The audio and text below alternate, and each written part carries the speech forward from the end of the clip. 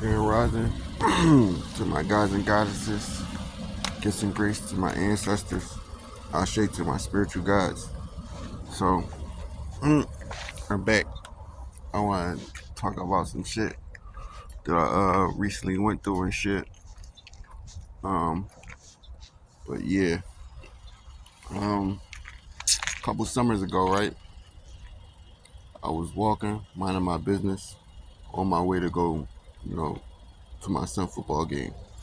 Uh, um, on my way walking, I walked past this bar. And while I walked past, right after I walked past the bar, a guy come out the bar and started walking behind me. And while he's walking behind me, he started screaming, like at the top of his lungs, like, I'm gonna shoot you in your face and I'm gonna rape and kill your mom if anything happened to me. He repeated this over and over and over again. But I ain't paying him no mind. So when he walk up behind me and like on some speed walking, he walks up and I turn around and he screamed in my face that he was gonna shoot me in the face and rape and kill my mom. So I looked at him and I asked him, I said, bro, who you talking to? He said, I'm talking to you. I said, you don't know who you're talking to, bro. You can't go around talking to everybody like that. I ain't just anybody. Like, I'm like stamped around this joint. So he's like, he don't give a F and he gonna shoot me in the face.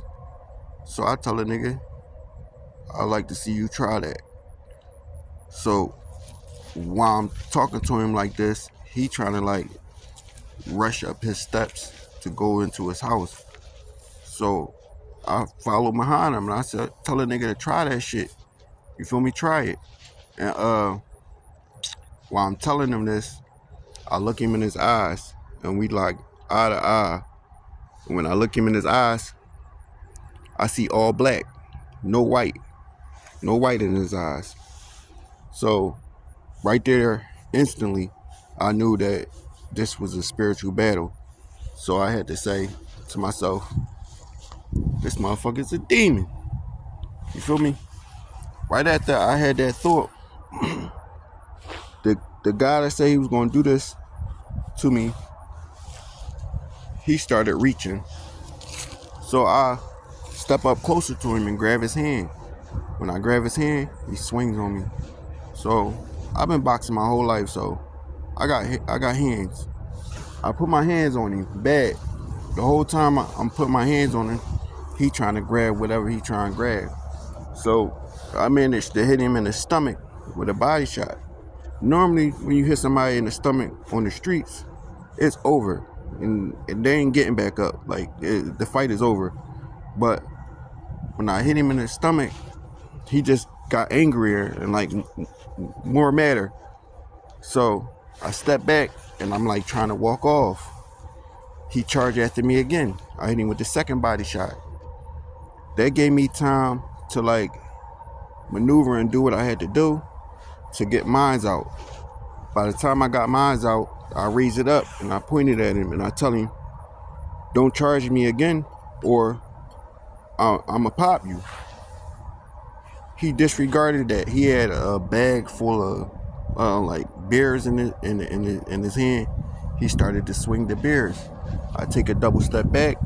I pop him 3 to 4 times in his legs and his ass. He fall on the ground.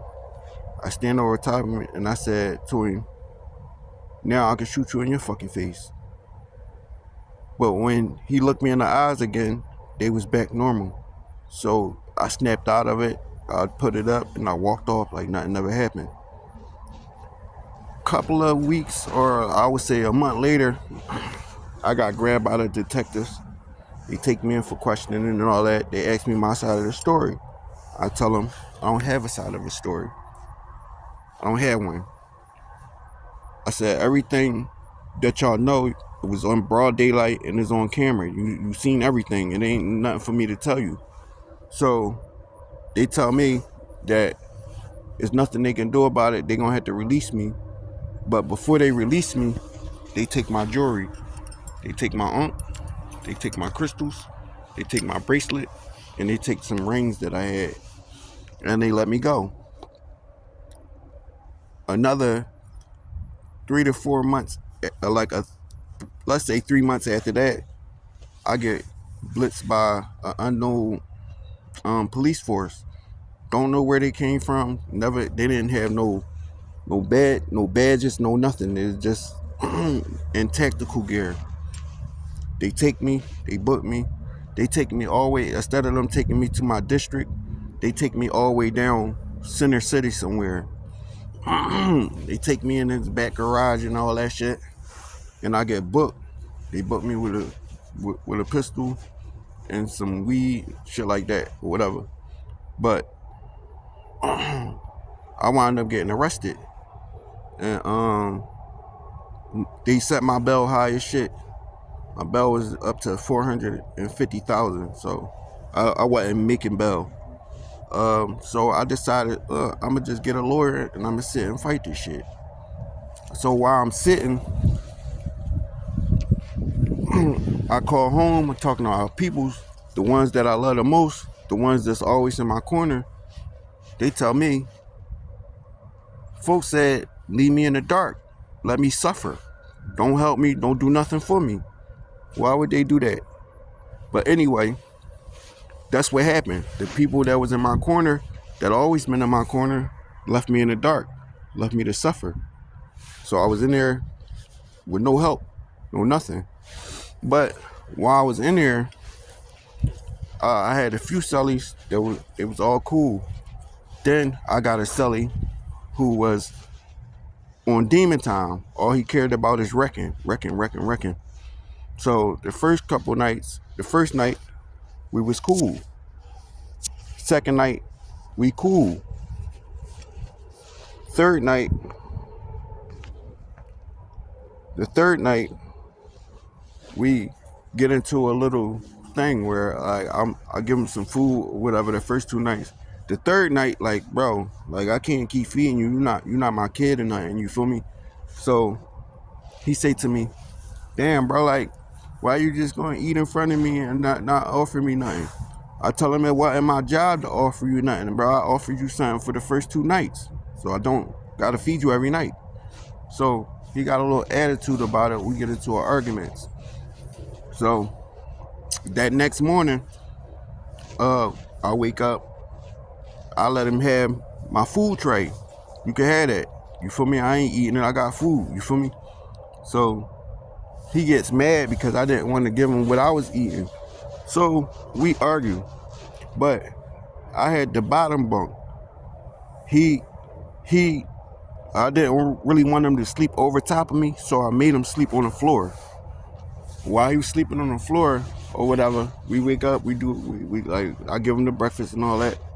And we get into that argument. While we arguing, I'm laying down on the bed, he laying on the floor. We arguing back and forth. While he, like, after we argue, I say something to him like, yo, you gotta get the fuck out my cell. You feel me?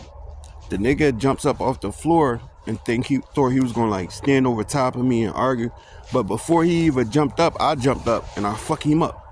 So bad to the point where I break his spirit, slam his head to the wall, all that. You know what I mean?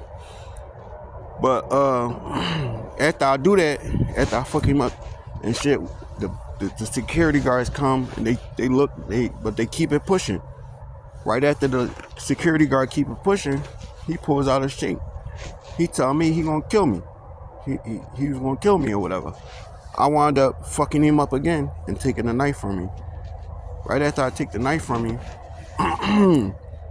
and I fucked him up so bad that he told me that he was sent.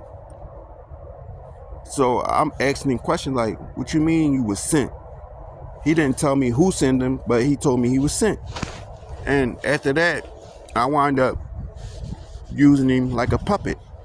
But for him threatening me with the knife and all that, right after we got out the cell, he gets stabbed in the face. So they lock him down and shit. When they let me back in the cell, I check him out. He cool. It ain't bad to the point where he gotta go to the hospital or nothing, but we just patched that shit up. But throughout time, talking to him and getting like little information out of him.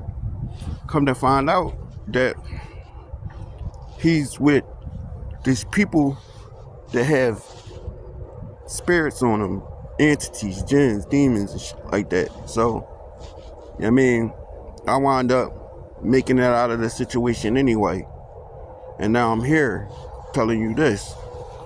So, the moral of the story is, motherfuckers been trying to get me, I don't know, like how else can I say it? But they don't want me out here to be able to explain or tell my authenticity to people for them to get to see who I truly am. But that's neither here or there, because I am regardless. It ain't no stopping this. But all the attempts failed. And I know every single last one of them. I've been recording this since I was a child. But this is a story just from the last couple of years of what I went through or what I experienced. But it's going to be me telling you more about what happened throughout periods of my life for y'all to comprehend and be able to get the message of what I'm trying to send. Take heed.